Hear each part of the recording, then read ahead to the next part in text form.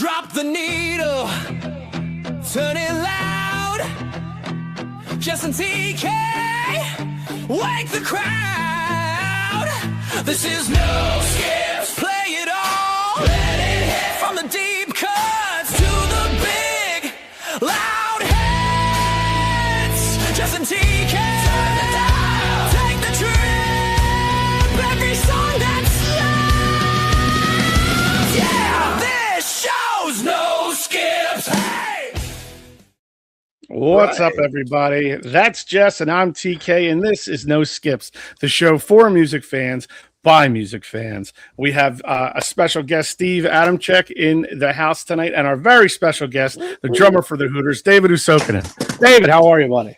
I'm good, thank you. Thanks for having me. Thank you for jumping on with us. We greatly appreciate it. Of course. We were talking. I saw that cover pop up. Went out. There's a young David Uosikkinen right there, man. How about that? It might have been done strategically in the creation process. Just throw it in there. I like it. Regardless, I like it. It's cool. Good deal. Good deal. So, again, thank you for coming on with us. We greatly appreciate it. I know everybody's got some questions and stuff to throw at you. I wanted to start. You're in the pocket stuff. Do you have anything coming up? Any upcoming shows? What do you guys have going on there? Yeah, actually, I'm about to get. Well, this year's not going to be as busy as it was last year because the Hooters were doing 45 Alive last year, and when we started that year, we had a lot of dates to do. We were going to Europe and all that, and in the pocket had some recording to do and some shows. This year, we're not going to Europe, but In the Pocket has a couple things coming up. Unfortunately, I can't really, because it hasn't been announced yet. I got you. Okay. So I do have, like in May, there's some really special stuff that's coming up that really tie into Philadelphia, because obviously, if you don't know about my project In the Pocket is something I started with my partner, my wife, Dallin, about 15 years ago, paying homage, honoring Philly songs, just songs that I arbitrarily pick, and she helps me with that. And we feature a song, we record the song, we do a video for the song, and we talk about a little bit of the history of that and who's playing on it. And usually the musicians that playing on that track are Philadelphia guys that were in bands or session guys that I never had a chance to work with back then. Now we've been doing it for years, so now we've all become like a band ourselves. So it's been a fun project, and so this year I'd like to do two new old songs. One a Philly International tune, and one would be something that was recorded, and it was like a hit record in 1967. But I'm not going to tell you what it is yet. That's all right. It's a good teaser you got there. Yeah. I not too long ago I picked up. This is my shameless plug with my goofy mug on there. But the Philly special. Yeah. That was fun. I mean, all that stuff is just. What I really love about ITP is that, and that's my my abbreviation, as you figured out. You don't be able to rocket science to figure that out. It's a fun thing to do, and which really nice. People really like hearing these songs, so it's been a lot of fun to do. Anytime, we get to play like a Todd Rundgren song or an OJ song. I mean, we were even recorded a Tramp song. We did Disco Inferno on that record, So and we just really have a blast doing it. And we've been doing it long enough where a couple of the guys aren't even with us anymore. TJ Tyndall, Bobby Eli, Richie Ingwe from the Soul Survivors. We got to work with them before they passed away. So it's fun to honor the music that helped shape us all as musicians and artists, and take us to where we are today. It's a fun thing to do. Growing up in South Philly, where I'm from, you hear about all of these great bands that came out of Philadelphia in the 50s and the 60s. And like you said, the Soul Survivors, is that Expressway to Your Heart? Is that one of the ones that they sing? That's such a great tune. Great song. A great song. I mean, and listen, if you look at the catalog of music that's come out of Philadelphia, I mean, it's really remarkable. And it's not just like the soul songs or the R&B tunes, but the rock and the jazz and even the folk stuff that's come out of Philadelphia. It's really remarkable. And I mean, there is so much material that if I wanted, and if I could live to 150 years old, I could keep on recording, because there's a great material there to make more records. So obviously having you come on, and you jumped on my sports show before as well. You know, you go back and watch videos and look at some of the stuff. Your band, the Hooters, which one of my favorite bands coming out of that time. And Steve, I know you're a huge fan too, so you'll agree with me. When you guys opened Live Aid, because for those who don't know, for the younger folks out there that are watching, Live Aid was, I mean, that was it. That was the biggest thing for a long time that they put on, simulcast and out of both Philadelphia and over in London, England, at Wembley Stadium and JFK Stadium. Nope. I mean, you think about how that thing, even how they promoted it, but it was massive. And it seems like everybody knew about it. How that, like looking back with no internet, I guess they did it. Well, I know how they did it with TV and newspapers, and the biggest stars in the world were a part of this concert. And even if they weren't, they were talking about it because of what was happening in Africa with famine relief, problems that they were having over there. And when Bob Geldof really got it in his head to do this, I mean, if you remember, they started with a song that they recorded in England, and then it kind of morphed over to the US. And then they got the idea, like most of these things happen, it's like, you know, it's like dominoes going down. It's like, oh, we should do a show. And then the thing in England and the show in Philadelphia happened.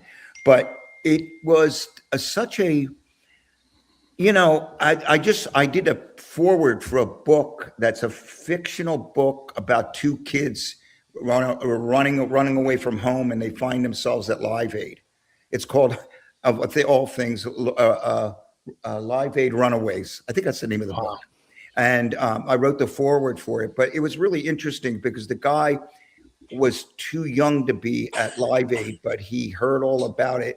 So he did his research, and he would, so he wrote this story about this. Well, the wild thing about his story is that one of there was a guy and a girl hitchhiking that met going to Live Aid. And the guy was going to Live Aid because he was raised by a single mother in Texas, and she found out that his father was in one of the biggest bands that was playing in Live Aid, and he was going to get in and let him know that he was his illegitimate son. Wow. It's wild. It's really pretty wild. And, you know, I mean, I don't want to give a, just in case you want to read the book, but it was pretty cool that they had all these stories. Now, he didn't get all the stuff right because there was no door backstage or anything like that. It was outside.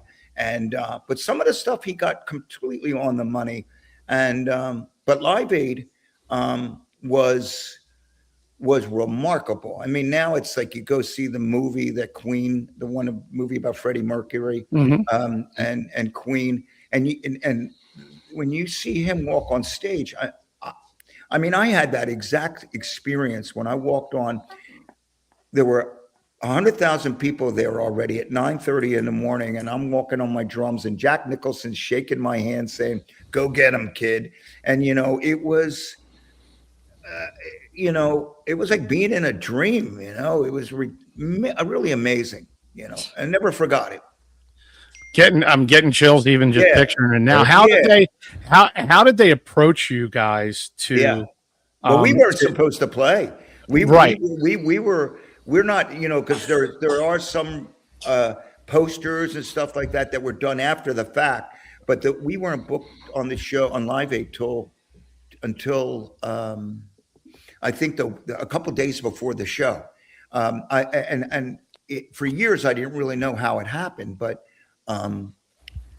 from what I understand, Bill Graham was walking around Philadelphia and somebody said to him, you should have this band, the Hooters, play at Live Aid. Somebody told him that. And then he went to Larry Maggot, the great Larry Maggot. And he said, Larry, there's this band, the Hooters.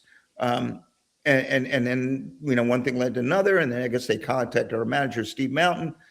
And we get booked to play a couple songs at Live Aid and changed the trajectory of our career.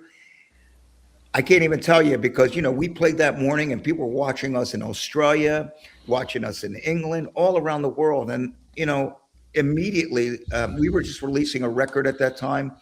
So from the time we played July 13th or 12th, is it 13th, I think, 1985. And then the time we played Amnesty International at Giant Stadium, I think that was about 6 or 7, 8 months after that.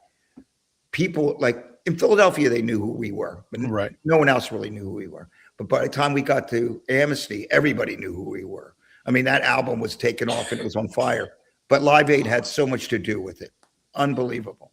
Very cool. I can't imagine what that was like being in your backyard. I mean, that was JFK must have been essentially your backyard. Yeah, it was. And it wasn't the first time I played JFK Stadium because we opened for The Who in 1982 there. And that was like a big event. I mean, I was at the time, we were like a baby band and it was the Hooters, Santana, the Clash, and The Who. And matter of fact, that day we played, we opened the show and we had another show in Richmond, Virginia that night. So as we were leaving, the Who were walking on the stage and I'm sitting in a van looking out the window and watching Pete Townsend walk on the stage.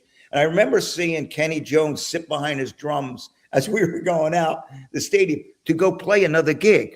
I mean, that's how, we were doing 2 gigs.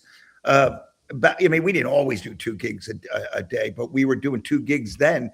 I remember we had to go to Richmond to play a festival. And it's crazy, but it wasn't our first time playing JFK Stadium. It's very cool. Wild. Yeah, Jess and Steve, I don't want to take too much away from you guys. I don't want to hog all the questions here. I know you guys all. Don't be hogging all the questions. Right? Jeez, Tom. No, let Steve go. Steve. Dave, I want to jump back to In the Pocket real quick. What do you think your favorite song is that you guys do when you're out?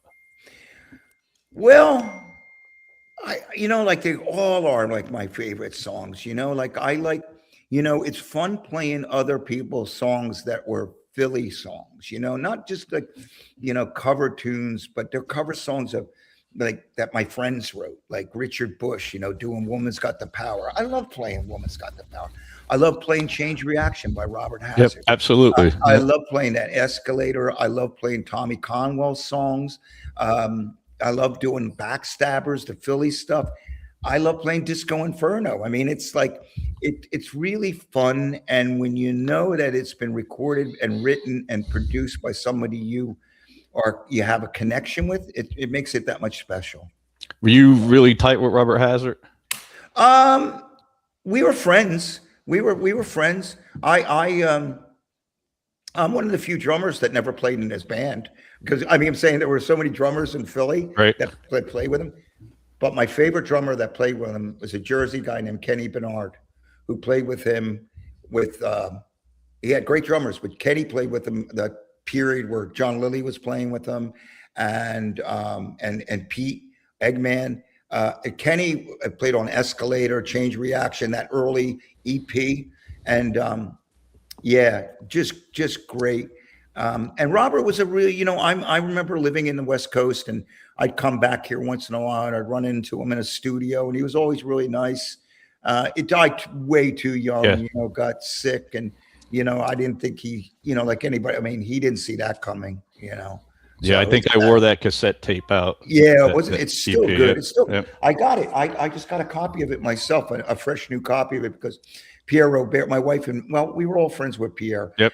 But my wife was especially close to Pierre, and when he passed away, she had a lot to do. We were at the house, and one of the things that I got was his copy of Robert Hazard's record, which was pretty cool, and it was just pristine. So it's fun getting that, I was showing Tom. Oh, you were here. Yep. Oh, Jesse didn't see this. That. Let me see. I don't know if you can see that painting on the wall. I see it. I do. Yes. The blue one right there. Right there is something that Pierre's family gave my wife, gifted to her. That was Pierre's, and it used to hang up in his house, you know. So we just had it put up yesterday, and it looks great. It looks great. It does. Yeah, it's really cool. Thanks. Yeah, it's cool. Yeah. Go ahead, Steve. If you get keep going, Steve. I was hoping you were going to say one of your favorite songs was Punk Rock Girl. I was doing you know what? I was doing some research today, and I saw you guys did that. I'm sorry. You know what? I listen. They all are. I could listen, Steve. I can name I could list every song as my favorite. Punk Rock Girl. That's true. And if you listen to, I mean, we crushed it when we did that song. Our version of Richard singing it. Pete Donnelly's playing bass on it. No, is Pete playing guitar? No, yeah. Pete's playing guitar. Bill Whitman's playing guitar. Tommy Conwell's on it, and Richard Bush is singing it. It's great. It's really, really good. That is good. Speaking of Tommy Conwell, I just saw they're going to play the Stone Pony in a couple months. Yeah, that'll be great. That's great. Yeah, he's concert. So they're out there playing a lot. I mean, he's making his case for the Walk of Fame. You know, he's out there doing it. You know? Right. Steve, you sent a picture. Can you tell us a little bit about that? Look at that dude in the middle. Right. So somewhere in 1984 or 85, I was in college up in Williamsport, Pennsylvania, and I knew a girl from Harrisburg. And I don't know if you guys did a promotional tour before a tour or if something. She brought a bunch of those back from Harrisburg, and they're all autographed there. It's Andy King up there, right in the far left. Yeah, right. And angelic Rob Hyman sitting there with his little white outfit on. Yeah, right. Eric looking like it's like a yin and a yang, you know. The devil. So I've lugged that around the world with me in my military career, and now back here in Pennsylvania. Right on. I still have it, and you can sort of see it up. I put it up on behind me on the desk over there. So. Oh yeah, I see it. Right. You know, I mean, you see that. You know, it's funny. I mean, that was just a day, and excuse me, I don't know. You know, like sometimes music and fashion and what's going on in the world that time. I see some things, some photos of some stuff I'm wearing. I'm going, you gotta be kidding me. You know what I mean? But that was then, right? And you know, it is what it is, you know. Right. But, John Lilly's still like the best dressed man in rock and roll. He is, you know, but he's not wearing blue anymore. No, red. He was red. You know, yeah. He's a good soul, John Lilly. He's great. Yeah. So I got a couple of pictures of him when you guys played Ocean City, New Jersey, a few years ago. Oh yeah, outside there because you had to leave the venue to go out on a boardwalk to get to your vehicle, and I was talking to him a little bit. Oh yeah. Right. Yeah, that's fun. I mean, that's one thing that we get to do now that I think is, you know, there's a lot of guys that played in bands that in that era that can't do what we do. You know, I mean, we're still getting on the horse and doing it. You know, I turned 70 2 weeks ago. Is it 2 weeks? Week and a half ago. You know, and how's your knee? How's your knee doing? Oh, my knee's amazing. Good. It's like really unbelievable. I cut 2 tracks today in the studio. I mean, I really got really, I don't know, lucky. I had a very great surgeon, Carl Dimension, did my knee, and I can play tennis. I can play basketball. It's really amazing what he did, what they can do these days. It's just mind blowing. I've had a hip replacement in 2012, and I had my knee on November 10th. And actually, when I did my knee on November 10th, I played a gig at the Fillmore on December 17th, which is only 5 weeks after that. Man. So, you know, I started working it, and it was like hurting a little bit then, but it doesn't hurt anymore at all. You know, I mean, I'm rocking and I'm walking. Today might have been my best day since I've had the surgery with my knee. That's awesome. That's good to hear. Yeah. It's because of you guys. Yeah. Go ahead, Jess. I don't want to hog the air, Jess. No, thanks, but thanks for asking. It's really, really good, you know. And I hope that's my last surgery for a bit. But Right. you know, they can put Humpty Dumpty back together again pretty quickly, which is pretty amazing, you know. It is amazing the way Yep. that they can make things work nowadays. It's just it's kind of scary. It's kind of scary, but it's great, you know. Right. I mean, everything. I mean, you know, to make next thing you know, they're gonna have some AI guy putting you together, which is pretty weird. Don't say that. I know. No, listen. I played on a track today that the demo that came in was a little bit wacky, and we were talking about. I asked the guy that wrote it. I said, "Well, how come this is?" He goes, "Well, they were using AI," and I went, "Oh." You know, I mean, as a matter of fact, that's like the second thing that I've recorded already that had AI involved. Wow. I did one track where I was like the only real person involved with the track. Everything else was AI. And and we could talk about that for a second, because actually we had a guest last week and we were talking about this whole AI takeover. Yeah. Where they're getting like, especially now with social media and all these different platforms, people put songs that were 2 million views in like what did she say? Like 2 minutes? What did Holly say? Something like that. And we're talking like, you know, there are still real musicians out there really that are trying, they're playing their instruments, they're singing with their actual voices. Right. They're doing all the recording and they're doing everything themselves, you know. Yeah. Like, and then you have like how it's kind of like, the genie's out of the bottle, Jess. The genie's out of the bottle. I have to tell you, every writer that I've worked with and producer that I've worked with that has dealt with AI in some way have all told me if there was some AI component involved with the music that we were working on, all feel guilty. They have this guilt thing. And I said, listen, why feel guilty about it? Because it's out there. I mean, it is weird because if you're not creating it, like, I guess it's easy for me to say because I'm going in to play drums and I'm being me. And I don't know how it would feel if I was going like walking in and saying like somebody fed this guy, okay, you know how Dave plays and tells it, play like Dave, make the mistakes Dave would make, rush like David makes, slow down like David does. You know, all these things that I do when I record that makes me me. And it wasn't really me. I don't know how I would feel, you know what I mean? But all these guys have expressed to me, and because the writer today expressed it, he feels I feel a little bit weird about it. I said, nah, you know, you just you know, when it's out there, you know, it's going to be interesting to see where it goes. You know, if we're fighting robots in a couple of years, you know, that's frightening. It is. It is. It's actually scary. I don't know. I'm just more like old fashioned. I just like the real music. I agree with you. Well, I just did a record. I have this band it's a 3-piece band, and we're like old school, like Cream, but it's like more of a, you know, I tell people it's like the Stray Cats meets Social Distortion. It's my friend Quentin Jones and Kenny Aronson and myself, and we augment it with some friend comes out and plays keyboards with us.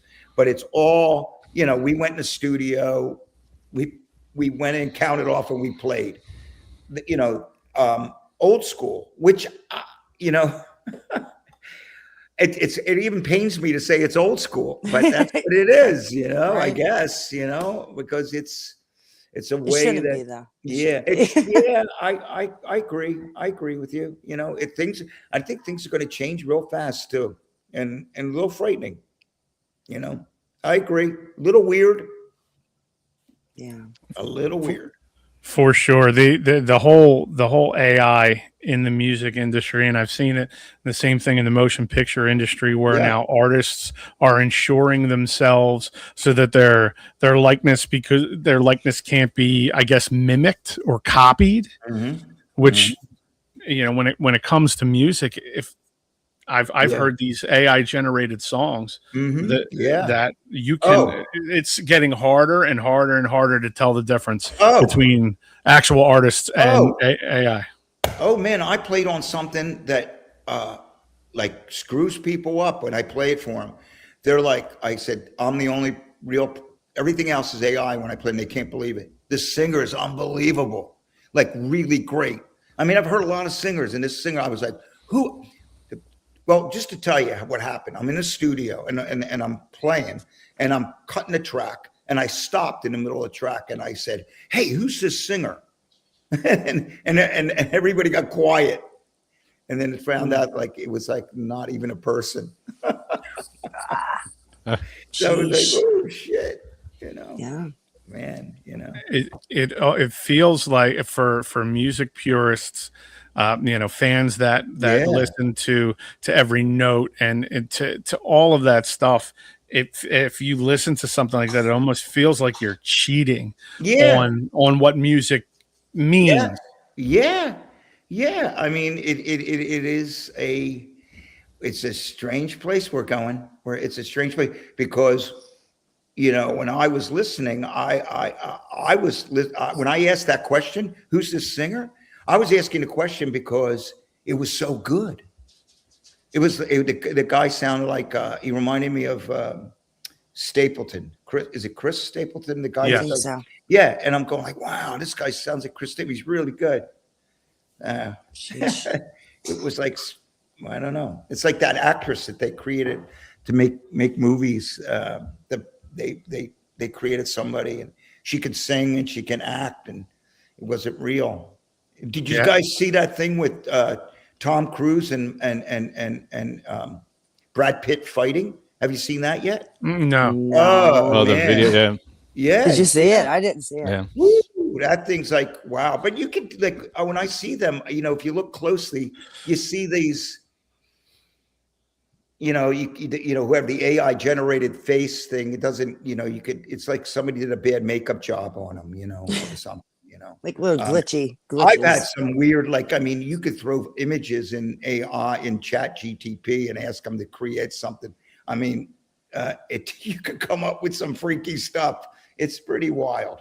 Yeah, you know? It's incredible. A lot of some of the things that we do for openings for the shows are graphics or stuff like that. Or you could take a picture from your phone. You can make yourself a cartoon, a caricature, have it doing something else, and it looks so. It's getting harder and harder and harder to tell, and it's only going to be a couple of years before we won't be able to tell the difference.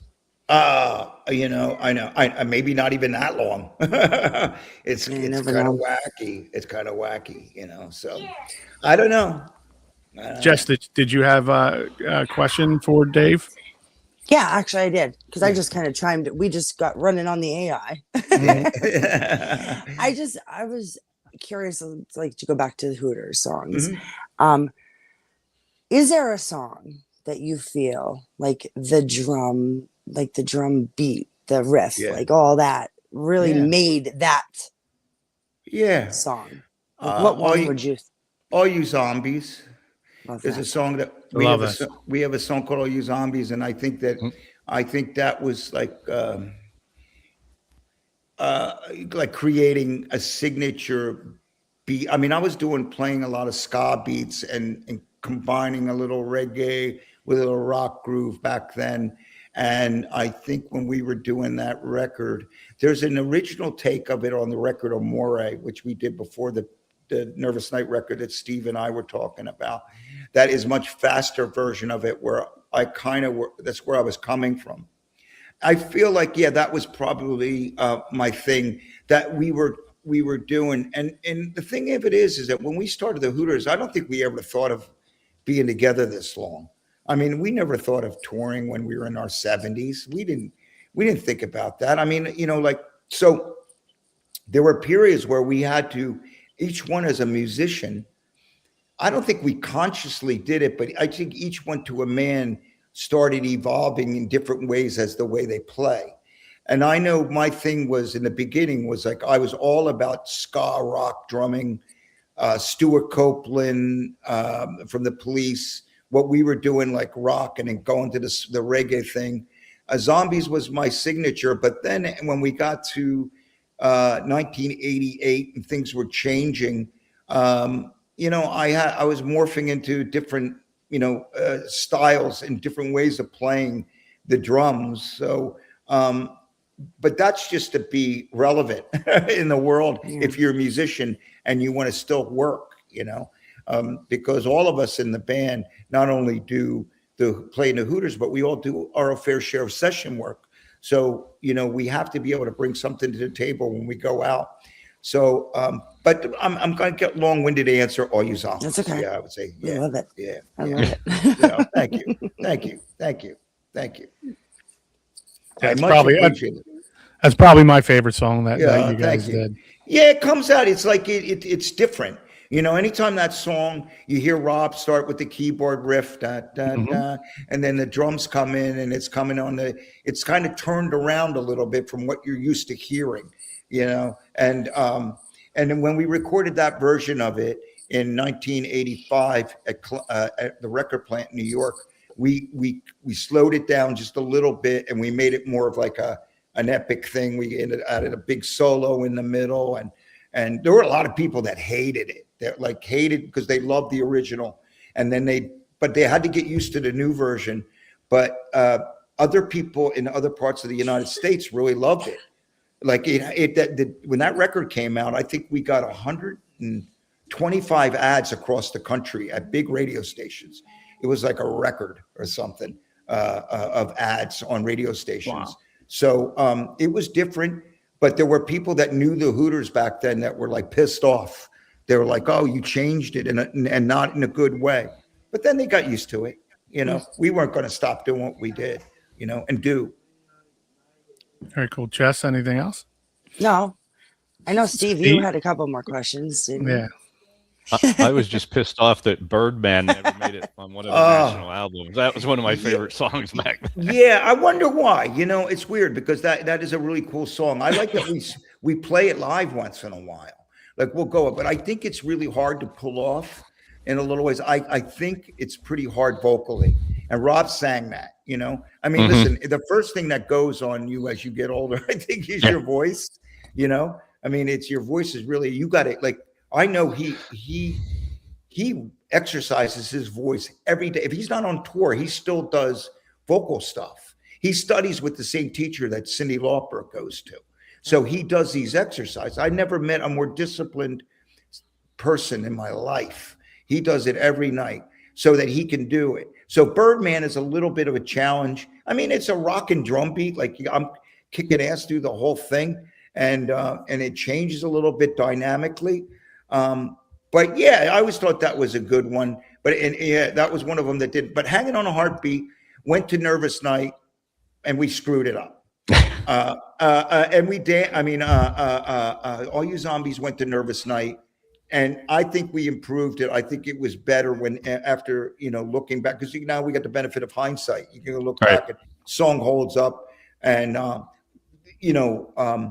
I think we were experimenting with some things with Heartbeat that weren't as good as the Amore version, in my opinion. So yeah. They're all good songs, though. Oh, well, thank you, Steve. So. I appreciate it. We play, listen, when we go on tour in Europe last summer, we were playing, our show was 2.5 hours long. I came back, I had my knee replaced because they were talking about going on tour in 2027. And I'm thinking, when I got off that tour, I felt like I was dragging a bag of cement around with my right leg. So I thought, oh, I better go do this now because I won't be able to do the tour. So I had it done, and it's good. And, if we go out, which they're, probably go out, I wanted to be physically, because, after that tour, you have to, you can't party every night. You got to get your sleep. You got to get up because you got to go to the next city. It's we're not young anymore. No. And I hate acting like an old curmudgeon, but that's kind of the deal, man. You gotta take care of yourself when you're out there. So you mentioned 2.5. Oh, I'm sorry, Steve. Sorry, TK, go ahead. 2.5 hours. No. Yeah, 2.5 hours. 2.5 hours. You're pushing into Springsteen and E Street band numbers there. Oh yeah. We were doing I remember when I got off the road, I was talking to my buddy Tommy Conway, and he said, "Dave, they're trying to kill you."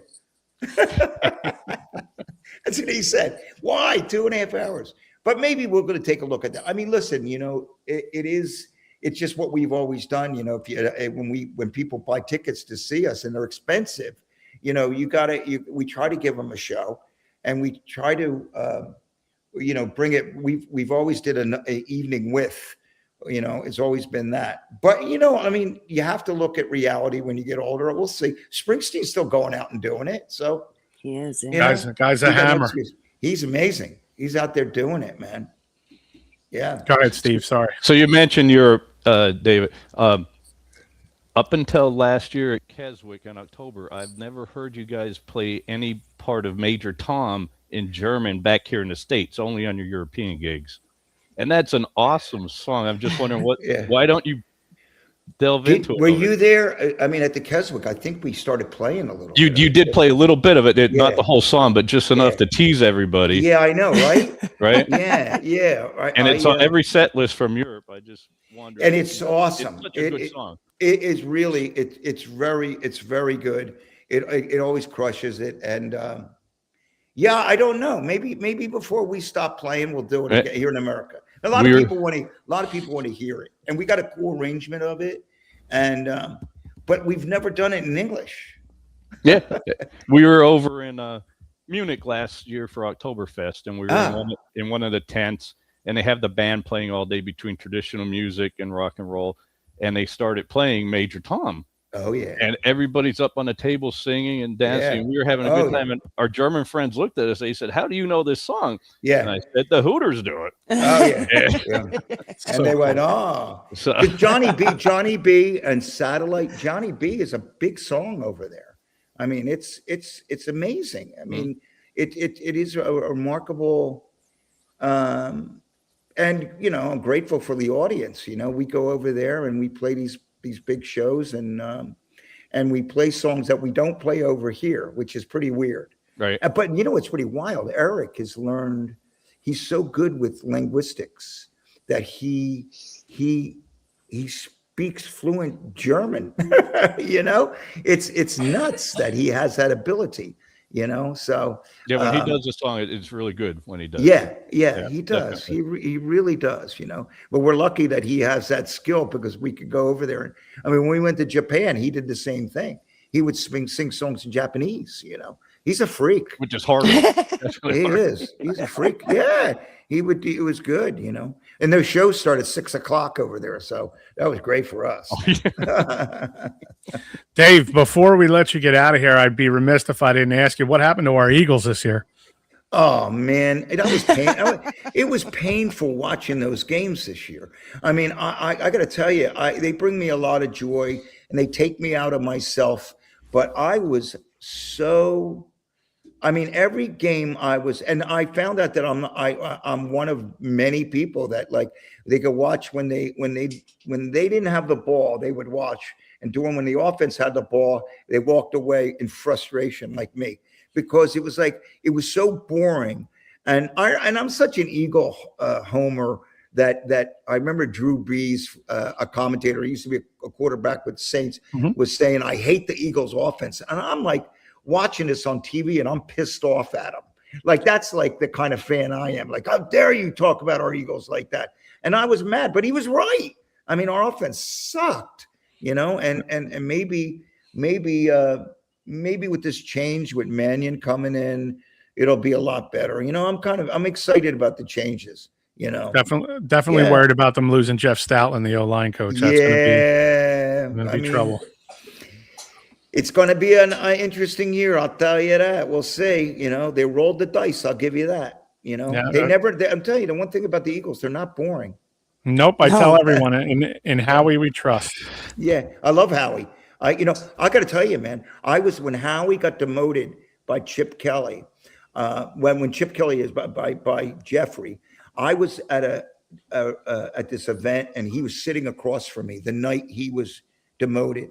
And he handled that demotion with such class and such. I mean, first of all, I was surprised to see him out. And second of all, the way he was just greeting people and the way he was handling himself, because I'm thinking this dude just kind of got his complete life, but he hung in there and he stayed in there, and Chip Kelly got fired and he got a second chance, and it worked out. You know, I actually had the opportunity to meet him at the Sunoco down there on Penrose Ave. Like when you come off of 76, the Platte Bridge, and you're heading over to the stadium. And I just went up to him and I said, I got to thank you. I can die a happy human being right now. Oh, that's sweet. That's great. Yeah. My friend Ruben Frank always invites me to practice. Rube invites me. I get to go to, me and a couple buddies of mine go to watch them practice at NovaCare, one of those small practices. And it's really amazing. I mean, now I'm kind of spoiled. I've been doing it for, I think this year will be my 4th year going, and I get to watch, you know, all these guys like practice like close up and do what they do. They're remarkable athletes and committed to what they do.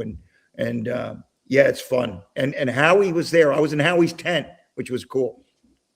Very cool. Well, Dave, thank you so much for being so generous with your time. We really appreciate it. Yeah, man, it was a lot of fun. Jess, Steve, Tom, thank you so much for having me. Thank you, Dave. Thank you so much for jumping on. Steve, thank you for jumping on with us too. We appreciate it. Thanks for having me anytime. You got it. Well, anytime. I appreciate you, Dave. For Jess, hit me up for sports anytime. You know, I will. I'll get you back on the Patterson F Fanatic show for sure. Yeah, I want to talk sports. I love that. I love that. Well, we absolutely will. For Jess, I'm TK. This is No Skips, and we're out of here. Drop the needle, turn it loud. Jess and TK.